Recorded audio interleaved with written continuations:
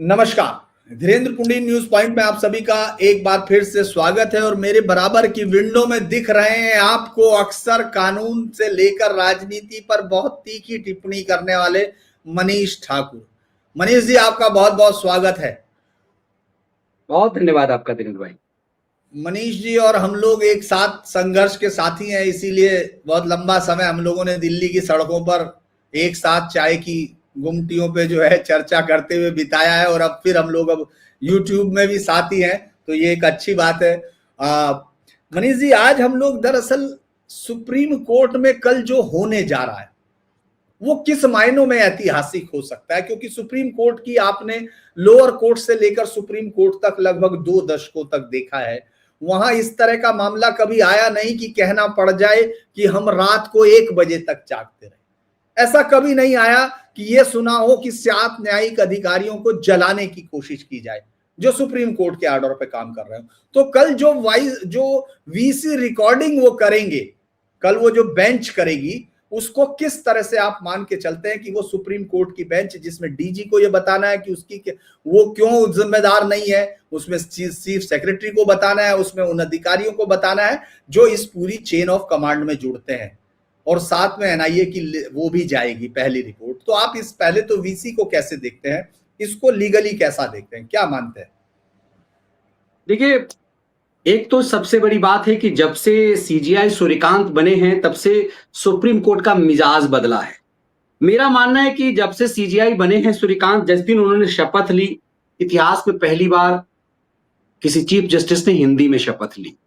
ये बहुत बड़ी बात थी। हिंदी भाषी क्षेत्र से बड़े पैमाने पर सीजीआई बने, लेकिन कभी ऐसी पहल नहीं हुई। उसके बाद जिस सुप्रीम कोर्ट में कभी रात में तिस्ता सी तलवार जैसे अपराधी प्रवृत्ति वाले, जिनको हमने और आपने नहीं कहा, सुप्रीम कोर्ट ने माना, उसके बाद हाईकोर्ट ने कार्रवाई की, उसे गिरफ्तारी का नोटिस जारी किया। तो शनिवार की रात में जब सुप्रीम कोर्ट में वेकेशन चल रहा था, गर्मी की छुट्टी चल रही थी, तब उसके लिए स्पेशल बेंच बनाया गया। रात में इस देश में याकूब मेनन के लिए पूरी रात कोर्ट जगी, तिस्ता सी तलवार के लिए जगी, लेकिन गरीबों के लिए कभी ऐसा कुछ होगा ये कभी सोचा नहीं गया। लेकिन पहली बार कम से कम सीजीआई सूर्यकांत ने बात कही तो उन्होंने उस परंपरा को तोड़ा कि आके मुंह उठाए कोई आदमी आकर के सीधे सुप्रीम कोर्ट आ जाए, कोई सिब्बल और सिंघवी, और ये कहे कि नहीं मेरा मामला सुनो, अरविंद केजरीवाल की गिरफ्तारी हो गई है, या फिर पवन खेरा की जिसकी गिरफ्तारी हुई थी, थाने में वो गिरफ्तार था, कायदे से ट्रायल कोर्ट जाना चाहिए था, मैजिस्ट्रेट कोर्ट में, लेकिन सिंघवी सीधे सुप्रीम कोर्ट आए। और सुप्रीम कोर्ट में भी कैसे आए? 5 जजों की बेंच संवैधानिक मामले की सुनवाई कर रहा था।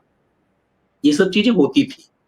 हमारा सुप्रीम कोर्ट वीवीआईपी था, मतलब आम आदमी के लिए सुप्रीम कोर्ट था नहीं। इसमें कोई, कम से कम सूर्यकांत साहब के समय में ये हुआ कि सुप्रीम कोर्ट ये स्वीकार तो कर रहा है, और ये परंपरा में बनी कि अब लाइन में आकर होना होगा, सिब्बल सिंघवी किसी को भी लाइन में ही आना होगा, और लाइन में आ रहे हैं, ये बड़ी बात है। लेकिन दूसरी जो सबसे अहम बात जो आप इशारा कर रहे हैं, एक कहावत है ना कि हम अक्सर कहते हैं कि मैं उसकी जगह होता ना तो ऐसे कर देता। सच ये है कि आप उसकी जगह होते तब आप ऐसे करते। हालात सबके अलग अलग होते हैं। बंगाल में 2021 में जब चुनाव हुए, उसके बाद बड़े पैमाने पर टीएमसी के गुंडों ने बीजेपी के कार्यकर्ताओं की हत्या की, नृशंस हत्या हुई, बलात्कार बड़े पैमाने पे हुए, चुन चुन के उन्हें मारा गया जिसके बारे में पता चल गया कि इसने टीएमसी को वोट नहीं किया, और ये सब मामला सुप्रीम कोर्ट पहुंचा। सुप्रीम कोर्ट ने कभी गंभीरता से इसे लिया नहीं। प्रेशर हुआ कि भाई गिरफ्तार सरकार जो है बंगाल में राष्ट्रपति शासन क्यों नहीं लागू करती। हमारे व्यूअर्स भी अक्सर लिखते थे सख्ती से कि निकम्मी सरकार है, नपुंसक है अमित शाह, नरेंद्र मोदी नपुंसक है, बंगाल में राष्ट्रपति शासन क्यों नहीं लागू करता। यदि बंगाल में लागू होता राष्ट्रपति शासन तो उस समय चंद्रचूड़ों जैसे जो जजेस थे वो उसे फाइल को फाड़ करके फेंक देते। एक बार पूरे कार्यकाल में, पूरे 12 साल में नरेंद्र मोदी की सरकार ने एक बार राष्ट्रपति शासन की पहल की थी उत्तराखंड में। उसके बाद क्या हुआ लोगों ने देखा था। अब सवाल ये, अब की बार फंस कहां गया है पेच? अपने पे आ गई है। 7 जज सुप्रीम कोर्ट द्वारा नियुक्त, और वो मजिस्ट्रेट लेवल के नहीं है, वो जुडिशियल ऑफिसर हैं, न्यायाधीश जिन्हें हम कहते हैं, वो जज हैं, माय लॉर्ड उनको कहा जाता है। और उन 7 जजों को बंधक बना दिया गया।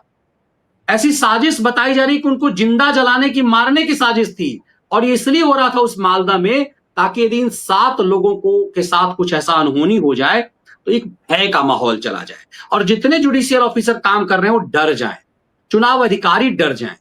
लेकिन ये सच सामने आया तो एकदम से जुडिशियरी तिलमिला गई। उन्हें लग रहा अच्छा मेरे ऊपर हमला होगा। आमतौर पे देखते हैं ना, सुप्रीम कोर्ट के जजों के रास्ते में कुछ बाधक आ जाए तो स्पेशल नियम बन जाता है। इनके अब की बार खुद पे आ गई है, इसीलिए सुप्रीम कोर्ट और ज्यादा सख्त है और डीजीपी को कहा है, लाइन हाजिर कर दिया है डीजीपी को कि आप मतलब ऑनलाइन हेयरिंग में रहेंगे, क्योंकि हो सकता है डीजीपी बहाना बना दे हम दिल्ली नहीं आ सकते। दूसरी चीज कि अभी चूंकि चुनाव है, डीजीपी का बंगाल में रहना भी जरूरी है, इसलिए कोई बहाना नहीं है, आपको लाइन हाजिर रहना पड़ेगा। चुनाव अधिकारियों को चुनाव आयोग ने कई अधिकारियों का सस्पेंशन किया है, उसमें डीसीपी कोलकाता भी हैं, कोलकाता के एक डीसीपी भी हैं।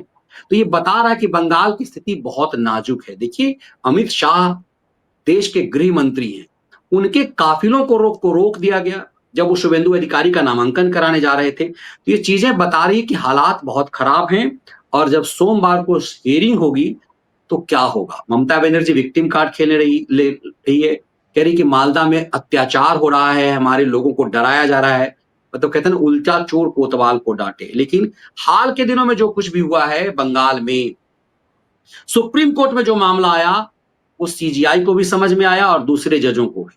इसलिए कल की हियरिंग बहुत रोचक है, देखिए क्या कुछ होता है।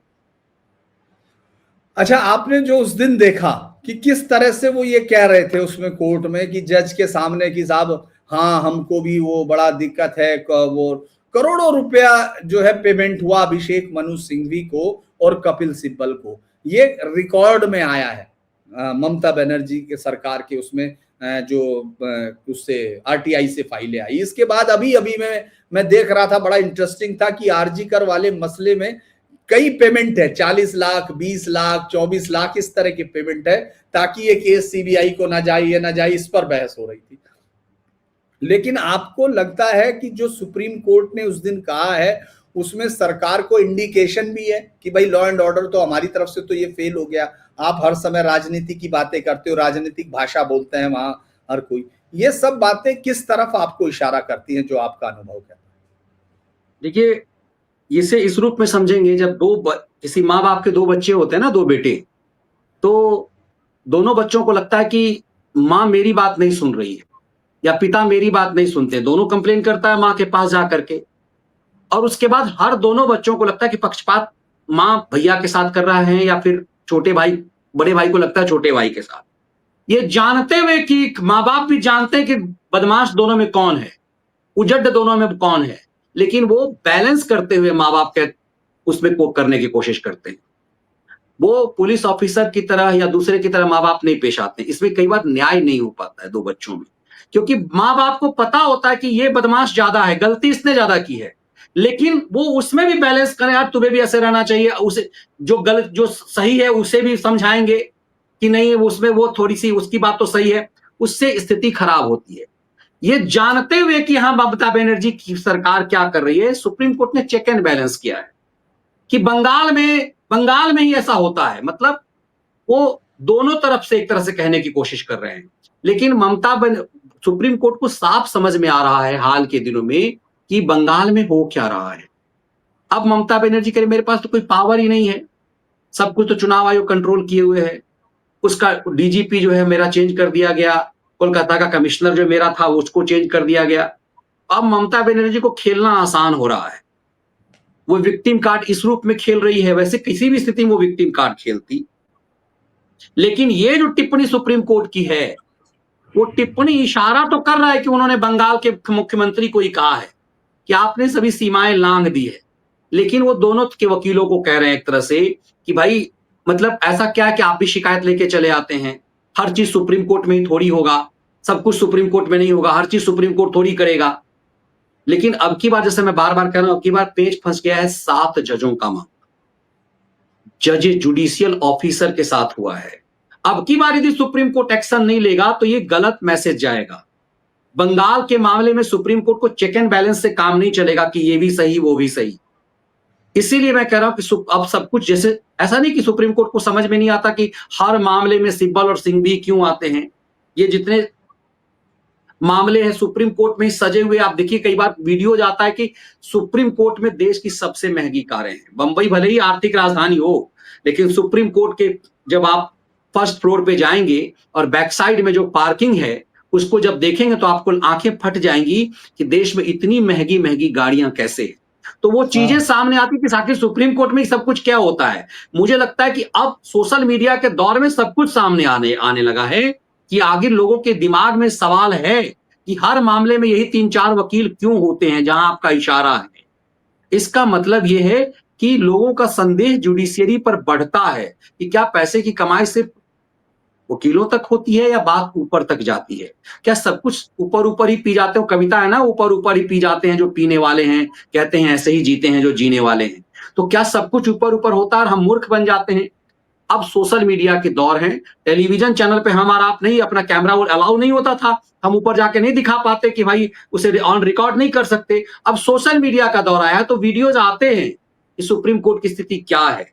धीरे धीरे इसीलिए सुप्रीम कोर्ट को भी अब अपने गिरेबान में झांकने की जरूरत है और ये बताने की जरूरत है कि इस तरह की चीजें जब होती है तो उसको चेक एंड बैलेंस नहीं हो। कोई वकील यदि प्रभावशाली है, हो सकता है कि वो कॉलेजियम में रहा हो, उसके बाप दादा कॉलेजियम में रहे हों, इसका फायदा नहीं मिलना चाहिए। जो चीजें दिख रही है सच, उस पर न्याय होना चाहिए और न्याय सिर्फ हो नहीं, दिखना भी चाहिए। बंगाल में ऐसा क्यों हो रहा है? एसआईआर तो पूरे देश में लागू हो गया, बंगाल में ऐसा क्यों हो रहा है? सुप्रीम कोर्ट को कहना पड़ा है कैसा बंगाल में क्यों हो रहा है। तो सत्ताधारी पार्टी की बड़ी भूमिका है और इसीलिए मेरी भी नजर कल की हेयरिंग पे है कि कल किस रूप में होता है। वो डीजीपी को बहुत फटकार जबरदस्त लगाई है, एनआईए से जांच होनी चाहिए और मुझे लगता है एनआईए से नीचे की इस मामले की जांच होनी ही नहीं चाहिए। इस मामले की भी जांच एनआईए से ही होनी चाहिए, सिर्फ उनके जजों के मामले की नहीं, देश के गृह मंत्री की। मुझे लगता है कि वो सिर्फ सामान्य मामला नहीं था, जैसे प्रधानमंत्री को पंजाब में सड़क पे मारने की साजिश थी, वैसी साजिश देश के गृह मंत्री के साथ थी, ऐसा मेरा मानना है। और जानबूझकर सुप्रीम कोर्ट ने जब पंजाब में प्रधानमंत्री के काफिले पर हमला हो रहा था, उसे अपने कब्जे में ले लिया कि हम ही इसकी जांच करेंगे। और उसके बाद क्या हुआ, सब गोलमोल कर दिया गया। लेकिन अब की बार मामला जजों का है, उम्मीद की जानी चाहिए कि सुप्रीम कोर्ट इस पर सख्ती से काम करेगा, इसकी एनआईए जांच का आदेश देगा।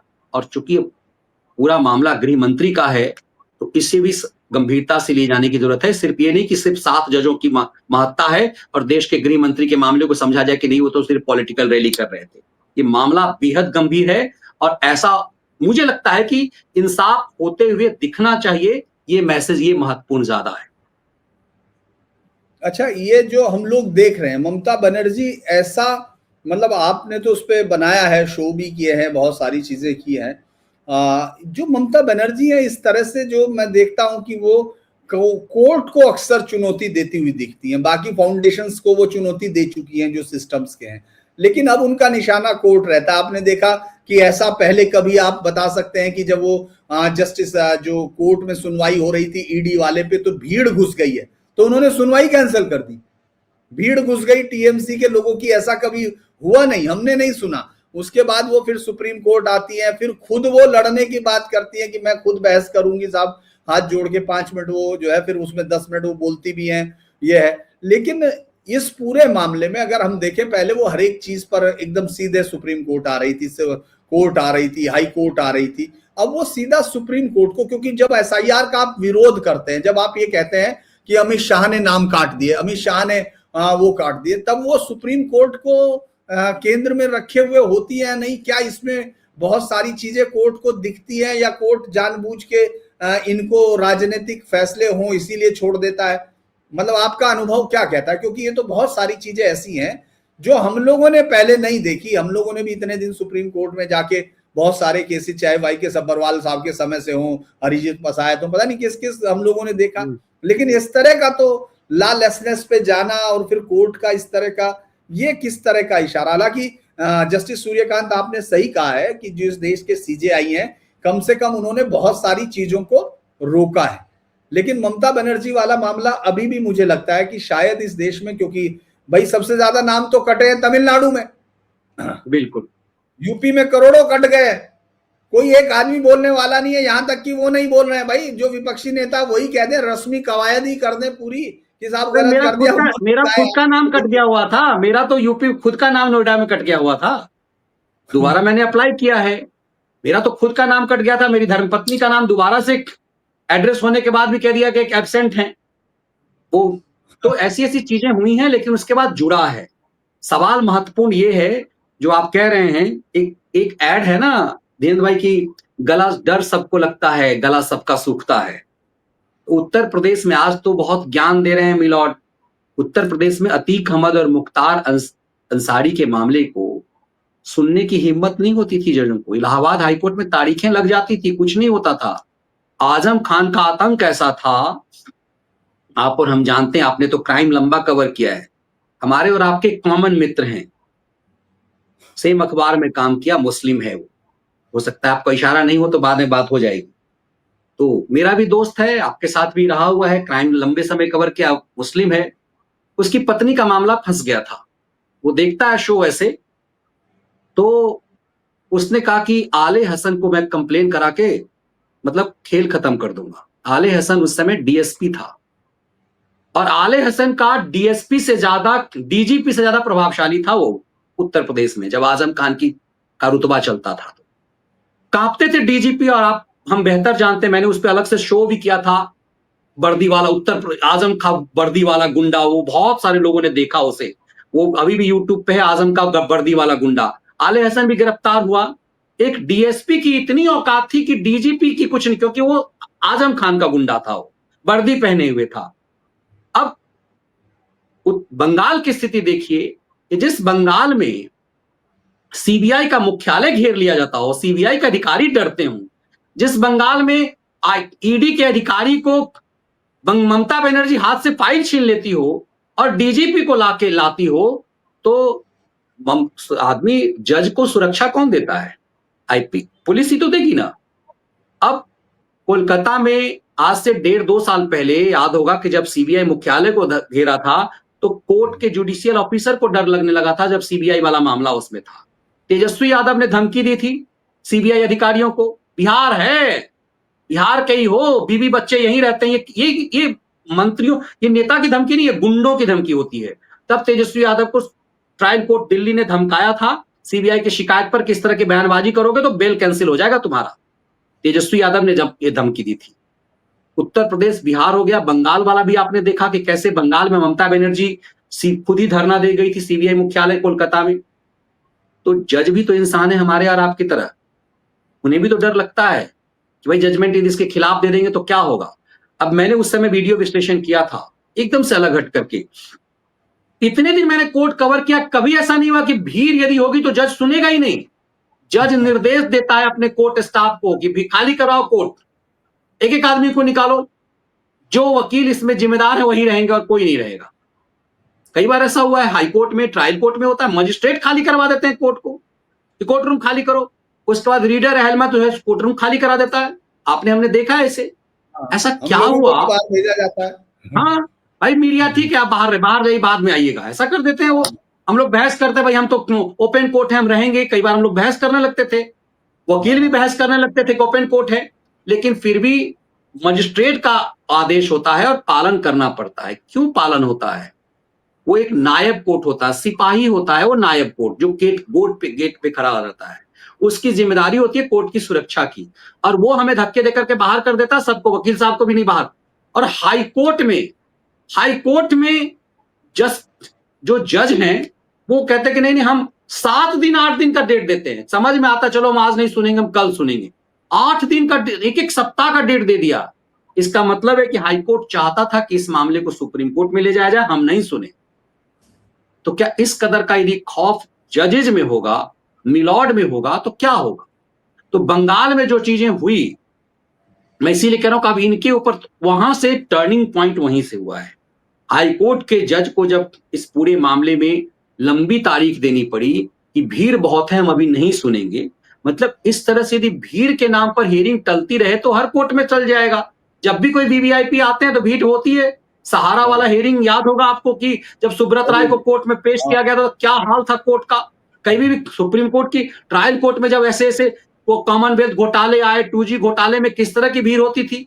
तो भीड़ यदि होगी तो क्या जज सुनेगा नहीं मामले को? हम लोगों ने 2G घोटाला कवर किया है, कोयला घोटाला में कैसे भीड़ होती थी, कॉमनवेल्थ घोटाले में जब वो पकड़ा गया था, कलमाडी पकड़ा गया था, कितनी भीड़ आती थी। जूता मारा गया उसे ओपन कोर्ट में, कलमाडी को के ऊपर जूते फेंके गए। ये सब चीजें बताती है कि नया नहीं है, लेकिन कलकत्ता में नया था। इसीलिए मुझे कई बार लगता है कि जजों को समझना चाहिए, वो जो आजकल ज्ञान देते हैं ना उत्तर प्रदेश में योगी आदित्यनाथ की सरकार में, आप बढ़िया से काम इसलिए कर पाते हैं क्योंकि लॉ एंड ऑर्डर बढ़िया होता है। लॉ एंड ऑर्डर अच्छा होगा तभी आप काम कर पाएंगे। तो ये मुझे लगता है कि मिलॉर्डों को भी ज्ञान देने से पहले ये समझना पड़ेगा कि लॉ, कोलकाता जैसी जगह पे जब लॉ एंड ऑर्डर नहीं है तो आपके जज को कैसे लंबी तारीख देनी पड़ती है, जब मामला टीएमसी के गुंडों से जुड़ा होता है, जब सत्ताधारी पॉलिटिकल पार्टी के गुंडों से जुड़ा हो और सरकार वैसी हो। तो ये चीजें हैं, इसीलिए ये जो कुछ भी हुआ इलाहाबाद कोलकाता हाईकोर्ट में वो शर्मनाक था। उसी हल्के में नहीं लिया जाना चाहिए कि जज की हिम्मत ही नहीं हुई कि हम इस मामले को सुनवाई करेंगे। ये चीजें एक गलत मैसेजिंग है और मुझे लगता है कि ये सब चीजें एक भरोसा जजों के अंदर होना चाहिए कि वो खौफ यदि जजों के अंदर होगा तो इंसाफ कैसे हो पाएगा। बंगाल में आज भी वो खौफ है, आज भी लोग डर रहे हैं। मुझे बहुत सारे फोन आते हैं बंगाल से, अपने व्यूअर से मैसेज कहते हैं कि स्थिति सुधरी नहीं है, लोग वोट बीजेपी को करेंगे और सरकार यदि टीएमसी की आ गई तो उनका क्या हाल होगा। ये खौफ है, ये खौफ निकालना सबसे ज्यादा जरूरी है।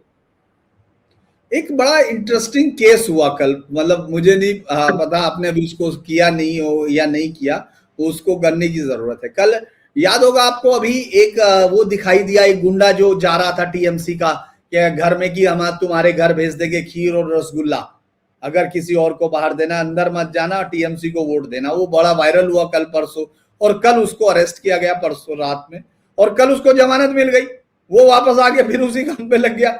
तो इस तरह कैसे रुकेगा? राजू नाम का वो जो लड़का है, वो जो बदमाश है, वो सब पकड़ा गया। तो ये सब क्या, ये बिल्कुल मतलब आउट ऑफ कंट्रोल हो गया। आपने तो खैर कई सारे शो किए, आपको क्या लगता है कि वाकई पूरा सिस्टम यहाँ टीएमसी ने इस तरह बना दिया कि वहां पेनिट्रेट करना चुनाव आयोग के लिए मुश्किल हो रहा? चुनाव आयोग ने अभी कुछ लोगों को सस्पेंड भी किया है, क्योंकि वो मतलब एक आयोग को भेजा है वहां लाल बाजार। अरे भाई, क्योंकि वो नाम ही नहीं लिख रहा, गुंडों के नाम ही नहीं लिख रहा, वो जो लिस्ट भेजनी है ये सब। तो आपको क्या लगता है इस पूरे सिस्टम को, जितना आप समझ रहे हैं, कि ये चुनाव को फ्री एंड फेयर होने देगा, या कल की जो सुनवाई है उससे भी इसको जोड़ना चाहिए? क्योंकि अगर कल कोर्ट मालदा वाले इशू पर, चूंकि एनआईए जांच कर रही है, एनआईए भी कल पहली रिपोर्ट देगी, अपनी फर्स्ट रिपोर्ट वहां पेश कर देगी, क्योंकि वो सुप्रीम कोर्ट को ही देनी है। तो मुझे लगता है कि कल के लाइन को हम ये मान सकते हैं कि कल एक ऐसी लाइन होगी जो इस तरह के कामों को बंद होते हुए देखेंगे कि साहब, वो जज साहब को ये समझ में नहीं आ रहा कि भाई इसको इसलिए बुलाया गया है क्योंकि ये फाउंडेशन स्टोन को खत्म कर रहा है। ये तुम्हारी सुरक्षा, जज साहब, तुम्हारी सुरक्षा इसलिए होती है क्योंकि कोई आदमी टैक्स देता है, टैक्स देना वाला आदमी ही वोट देता है, और वोट देने वाले आदमी की सुरक्षा का मतलब है आप सिस्टम को बचा रहे हो। आप एक दिन में उसको भेज रहे हो, ये कोई आम गुंडा ही थोड़ा ही है ये। बिल्कुल, देखिए इसकी वजह है ना, जैसे लालू यादव कहा करते थे ना कि जिन निकलेगा, तो कि लालू को पता था कि फलाना फलाना जगह पे बूथ कैप्चर हो जाएगा। उस समय में पूर्वी उत्तर प्रदेश में, आपके पश्चिमी उत्तर प्रदेश में भी, बिहार में भी बंगाल की स्थिति लगभग बराबर थी, लेकिन बंगाल की स्थिति बहुत भयावह हमेशा से रही है। अभी मैं पढ़ रहा था शुभेंदु अधीर रंजन चौधरी को, अधीर रंजन चौधरी ने कहा कि मेरे ऊपर जब उस समय की वामपंथी सरकार थी और मुझे लगा कि डर लगा, तो मैंने इलेक्शन कमीशन के अधिकारी को जो होता उसे ही कब्जे में ले लिया, उसे ही बंधक बना लिया। मतलब बंगाल में एक कल्चर था, समझिए। आज भी पूरे देश में सबसे ज्यादा, वो खुद कह रहा है, शुभेंदु अधिकारी का जो वीडियो है, मैं अभी पढ़ रहा था, मैंने ट्वीट भी किया, मेरे ट्विटर पे रखा हुआ है, वो शुभेंदु अधिकारी का मैंने ही कब्जा कर लिया। अच्छा, वो खुद भी उसी ढंग का सोच का शुभेंदु अधिकारी रहे हुए हैं। मतलब अपने बारे में शुभेंदु खुद ही कह रहे हैं कि मैंने बंधक बना लिया, क्योंकि मुझे वामपंथियों कम्युनिस्टों से लग रहा था कि मुझे मार देंगे। तो जैसे नहीं होता कि फिल्मों में कि बच्चा को कब्जा कर लिया कि भाई तू अब, और मां से वसूली करने के लिए, तो खुद ही कह रहा है शुभेंदु, ये अधीर रंजन चौधरी, कि हमने कब्जा कर लिया। तो बंगाल में दरअसल ये हालात रहे हैं जो आप इशारा कर रहे हैं कि, तब सोचिए ना, जब हाईकोर्ट का जज डर रहा हो तो ट्रायल कोर्ट के जजों की क्या स्थिति होगी? उन्हें कौन सी सुरक्षा रहता है उनके घर पे? और टीएमसी खास करके मालदा मुर्शिदाबाद इलाके में आपको तो पता ही नहीं चलेगा कि गायब होगा, उसके बाद मिट्टी में कहां गाड़ दिया जाएगा। कई सारी शिकायतें की बॉडी ही नहीं मिली, और ममता बनर्जी को लगता है यही उनकी ताकत है। तो लोगों को यह लगता है कि यदि हम वोट देंगे और पता चल गया कि यदि हमने झंडा लगा दिया, वैसे कुछ लोग कह रहे हैं कि झंडा अब फर्क पड़ रहा है, पिछले पहले की अपेक्षा इस बार बहुत बदलाव दिखाई दे रहा है। मेरे बहुत सारे व्यूअर्स कह रहे हैं कि पहले झंडा बीजेपी का दिखता नहीं था, अब दिख रहा है, लेकिन फिर भी हालात वैसे बहुत ज्यादा सुधरे नहीं है। बंगाल का एक कैरेक्टर बेसिकली रहा है, और कि एकदम से खूनी चुनाव, आपने तो ज्यादा कवर किया उसको जहां जाकर के, बंगाल में खूनी चुनाव का चरित्र रहा है, जो 90 के दशक में बिहार में भी था, लेकिन उस स्तर तक नहीं रहा जो बंगाल का है। अब कई बार समझ में नहीं आता कि जिस टीएमसी ने जिस कम्युनिस्टों का जिस लेवल पर विरोध किया, वो टीएमसी उसी रंग में रंग गई।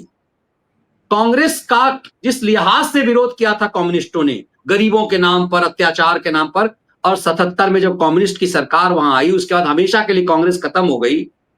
उस कांग्रेस को एक ऐसी महिला जो कांग्रेस से ही लेकर के आई, वो जीवंत करके आई, वामपंथियों को खत्म करके। तो एक बड़ी उम्मीद थी ममता बनर्जी से, ममता बनर्जी एक उम्मीद जगा कर आई थी, लेकिन वो जैसे केजरीवाल ने किया, उससे भी दुरूह काम ममता बनर्जी का है।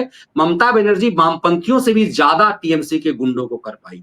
तो कई बार लगता है कि क्या ये बंगाल का चरित्र कैसा है, जो भलो मानुष कहने की बात जो करते हैं, उनका चरित्र क्या है। जिस बंगाल ने स्वामी विवेकानंद दिया है इस देश को, उस बंगाल का ये चरित्र है कि वहां अपने आप को हिंदू कहने में शर्म आ रही है, आप भगवा ध्वज लेकर के नहीं चल सकते, और पूरा चरित्र ही आपका दूसरे किस्म का हो चुका हुआ है, एकदम से पत्थरबाज चरित्र हो गया उस बंगाल का, जिस बंगाल ने स्वामी विवेकानंद दिया, सुभाष चंद्र बोस दिया, उसी कल्चर से हैं वो।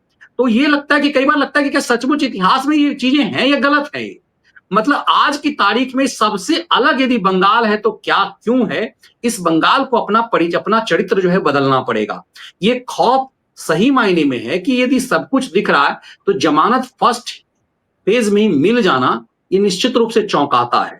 ये डर का माहौल दिखा रहा है कि यदि जजेस को लगता है कि यदि हमने जमानत नहीं दी तो क्या होगा।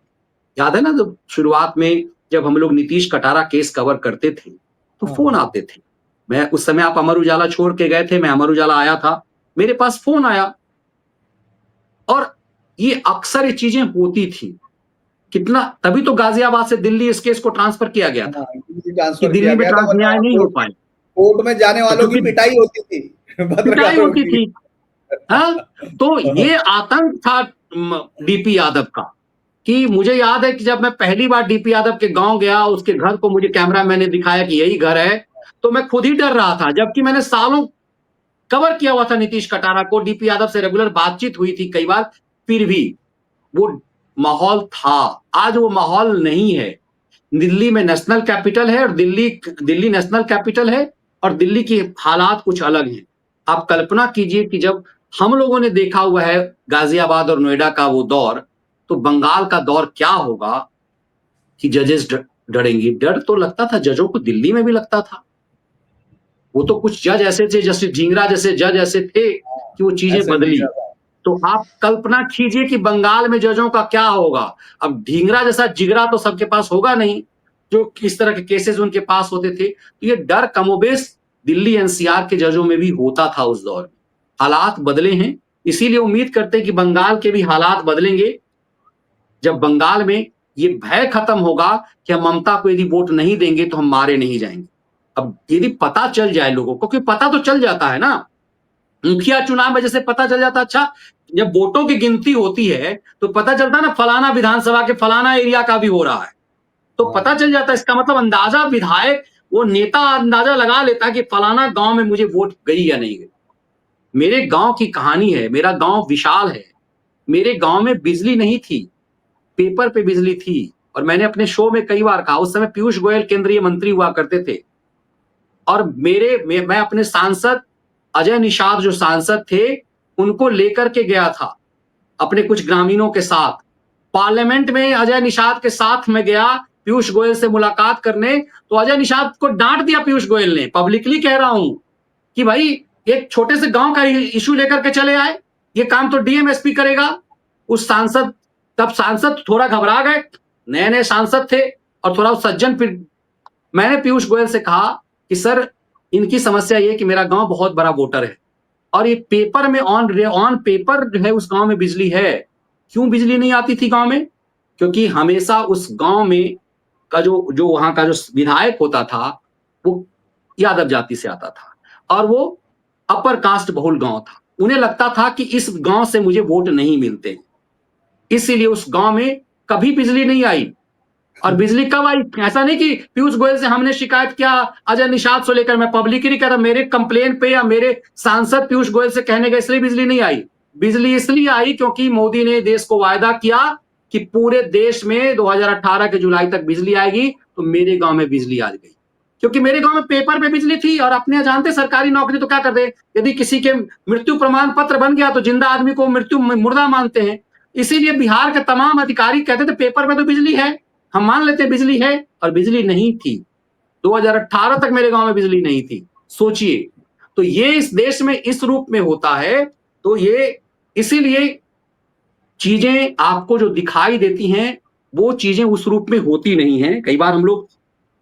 लेकिन बंगाल में यदि ये भय खत्म होगा ना, जो जहां हम लोग आ रहे थे कि इस गांव से बिजली वोट हमें नहीं, अब नरेंद्र मोदी को पता है कि मुसलमान, अब वो कहते हैं ना हेमंत बिस्व शर्मा, हम गला काट देंगे तभी मियां हमको वोट नहीं करेगा। ये बात ऐसा नहीं कि हेमंत बिस्व शर्मा बोल देते हैं, योगी आदित्यनाथ बोल देते हैं, मोदी बोलते नहीं है।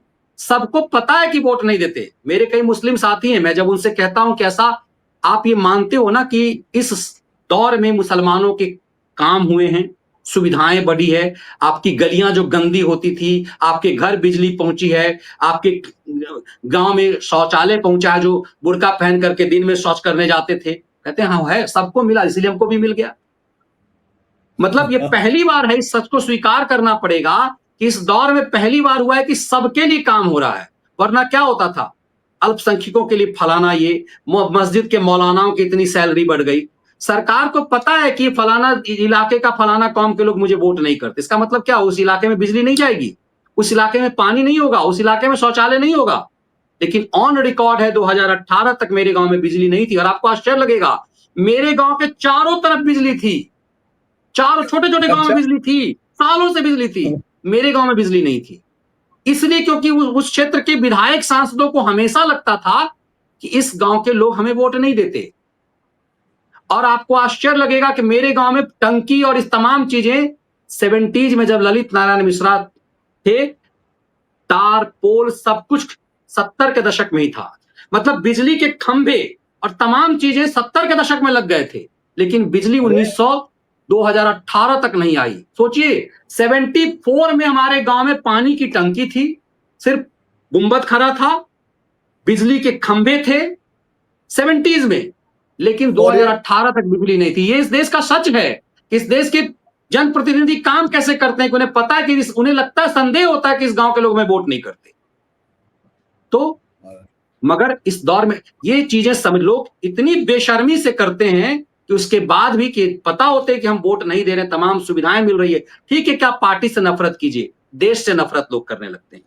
लेकिन ये भय खत्म होना चाहिए। डेमोक्रेसी में ठीक है कि हम वोट नहीं देंगे, इसका मतलब थोड़ी ना हमें मार दिया जाएगा।